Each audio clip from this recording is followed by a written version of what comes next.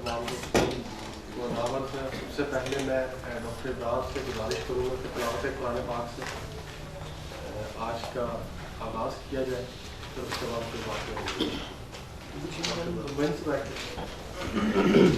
Fifth रो इंशाल्लाह next हमारा mineral complete हो जाएगा और CM मोबिल का मटीरियल।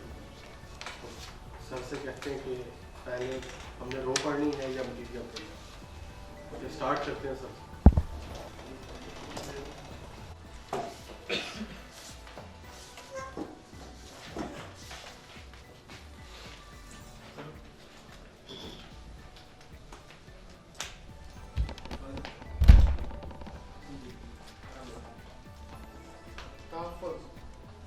तहफ़्फ़ुज़ जो है वो नौकरी की सूरत में हो सकता है, घर की सूरत में हो सकता है, किसी रिलेशन की सूरत में हो सकता है।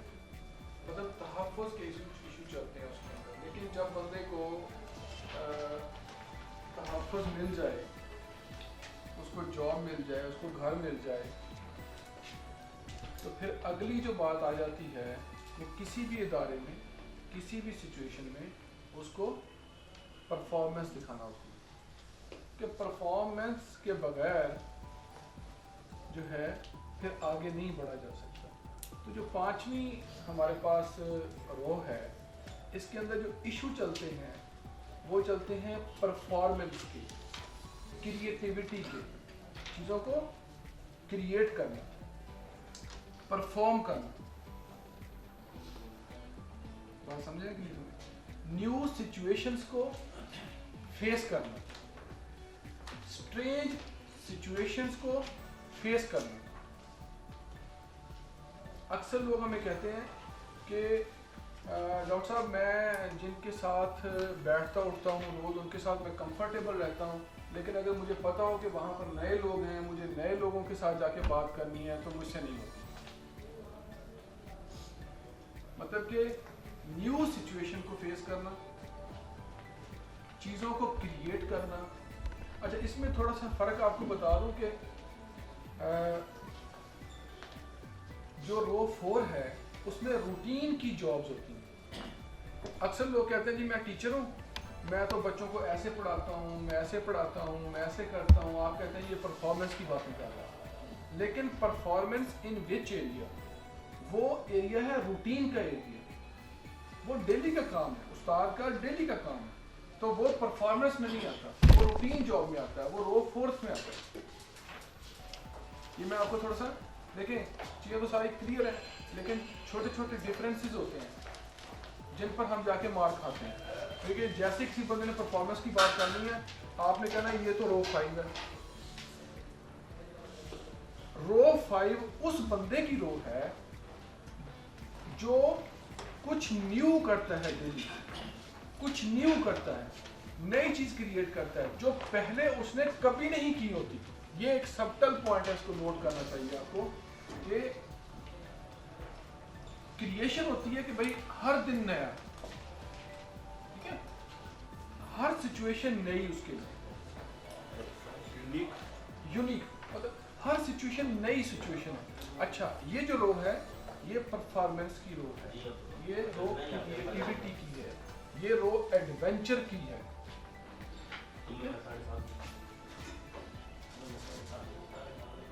अच्छा, होता ये है कि बातें पूरे एलिमेंट्स के अंदर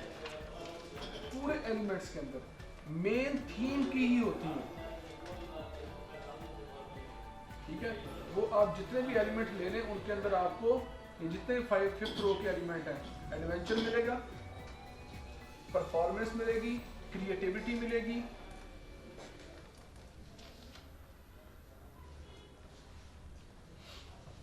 मैं आगे कुछ केस भी छोटे छोटे कुछ पॉइंट आपको मैं बताऊंगा केसेस में से, ताकि आप उसको अंडरस्टैंड कर पाएं चीज़ों।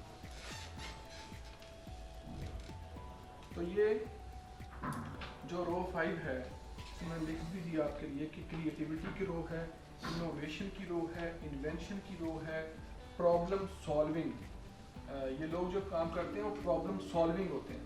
अच्छा, प्रॉब्लम भी ऐसे होते हैं जो उसके लिए उसकी ज़िंदगी में न्यू होते हैं।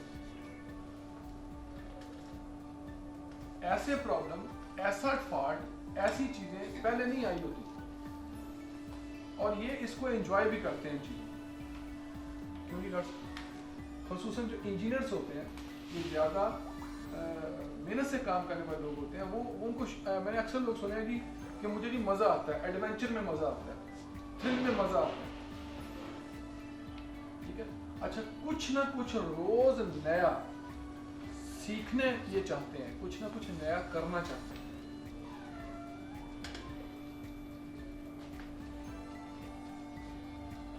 अच्छा, ये होगी बातें। और न्यू सिचुएशंस को फेस करना। अगर इनके ख्वाब देखें ना आप, ख्वाब में भी न्यू सिचुएशंस होती है, स्ट्रेंज प्लेसेस होती है। वो कहते हैं जी मैं जो है ट्रेन में वालदैन के साथ जा रहा हूँ, अचानक वालदैन कहीं गायब हो गए और पता नहीं मुझे ट्रेन कहाँ ले गई। वो बिल्कुल बताना ही चाह रहा है कि ट्रेन जहाँ ले गई वो बिल्कुल स्ट्रेंज प्लेस है। ये जो वर्ड मैं आपको बता रहा हूँ, ये जो की वर्ड बता रहा हूँ, इनको आपने लिख लेना है, स्ट्रेंजनेस को नोट कर लें, ठीक है। और facing new, this is also called adventure, to perform, to achieve, need for appreciation and conversely the sensitivity to criticism. इसके अंदर जो है वो जब परफॉर्मेंस दी जाती है तो डेफिनेटली मैं भी चाहूँगा कि आप मुझे बताएं मैं कैसा पढ़ा रहा हूँ, ठीक है ना। तो जब परफॉर्मेंस दी जाती है तो एप्रिसिएशन भी जो है ना वो होती है। लेकिन जब आप परफॉर्म कर रहे होते हैं वहाँ पर दोनों चीज़ें चलती हैं। आपको अप्रिशिएट करने वाले भी लोग मिलते हैं, आपको क्रिटिसाइज करने वाले भी लोग मिलते हैं, ठीक है। अब ये जो लोग होते हैं, ये लोग एप्रिसिएशन को चाह रहे होते हैं और क्रिटिसिज्म को जो है ये पसंद नहीं कर रहे होते। मेरे ख्याल में ये सारी फितरत है इंसान की, लेकिन ये उसको बड़ा लेते हैं, इतना लेते हैं कि उसको अपने ऊपर तारी कर लेते हैं।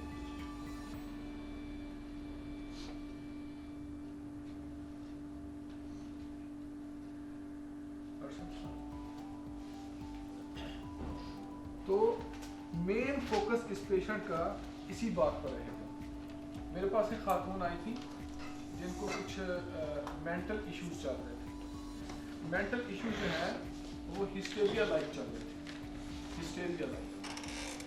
अच्छा, वो खातून है क्या? वो खातून जो है इन्होंने फाइन आर्ट्स के अंदर कुछ का डिग्री ली हुई थी और वो इंटीरियर डिज़ाइनर थी। और वो जो शादियों के फंक्शन होते थे वहाँ पर उनको बुलवाया जाता था और बड़ी भारी रकम लेकर वहाँ पर वो जो है डेकोरेशन करती थी।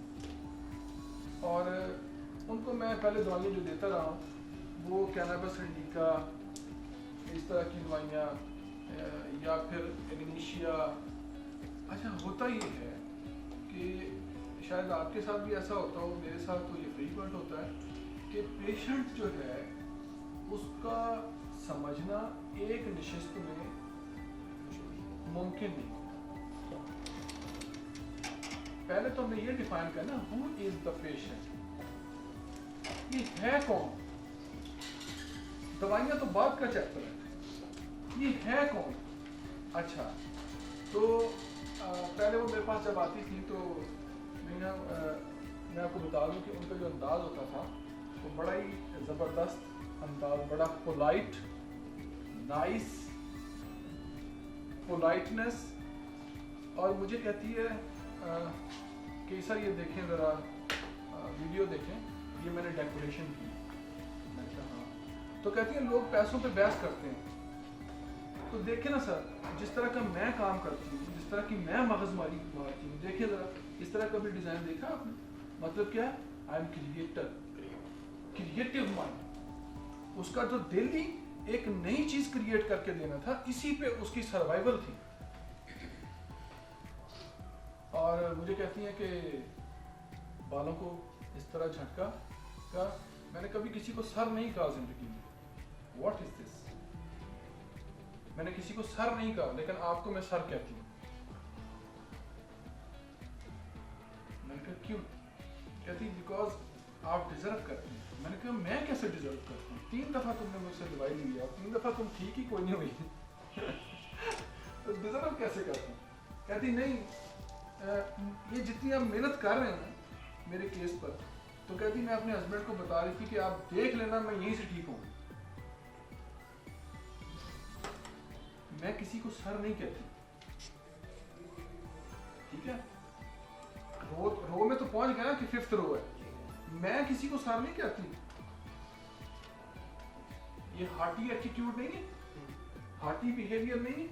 मेरे ख्याल में 4थी मुलाकात थी हमारी, जब 4थी दफ़ा मेरे पास आए, तो मैंने जो उनको दवा दी वो पैलेडियम थी, यहाँ से इसी रो में पैलेडियम,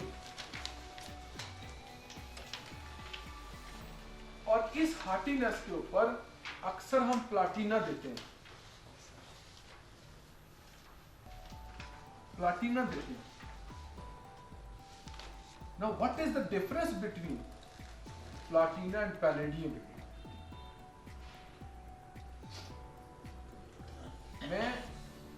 मेरी बातें थोड़ा सा वो हट के होती है, टॉपिक्स हट भी जाती हैं, तो सॉरी इसको माइंड ना कीजिएगा, आपको एक्सप्लेन करने के लिए, आपको समझाने के लिए कि इसमें आपका एलिमेंट भी मौजूद है। पैलेडियम, प्लाटीना जो होता है उसका जो रिएक्शन होता है वो ब्लंट होता है, ब्लंट रिएक्शन होता है।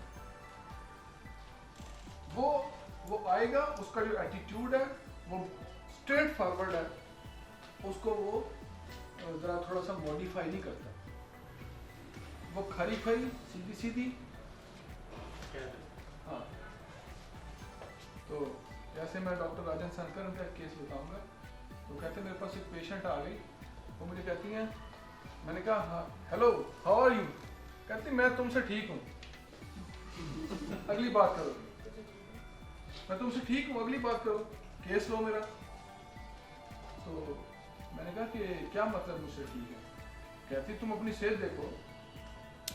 तो ये क्यों पूछते हो? कहती मरीज हो ना इसलिए तुम्हारे पास आई, ठीक है ना, आप अपने काम की बात करें, टू द पॉइंट बात करें। कहते संकारण, कहते मैं थोड़ा सा परेशान हुआ कि कैसा रवैया है, मतलब ये होता है प्लाटीना, वो बंदे के साथ। लेकिन ये जो होता है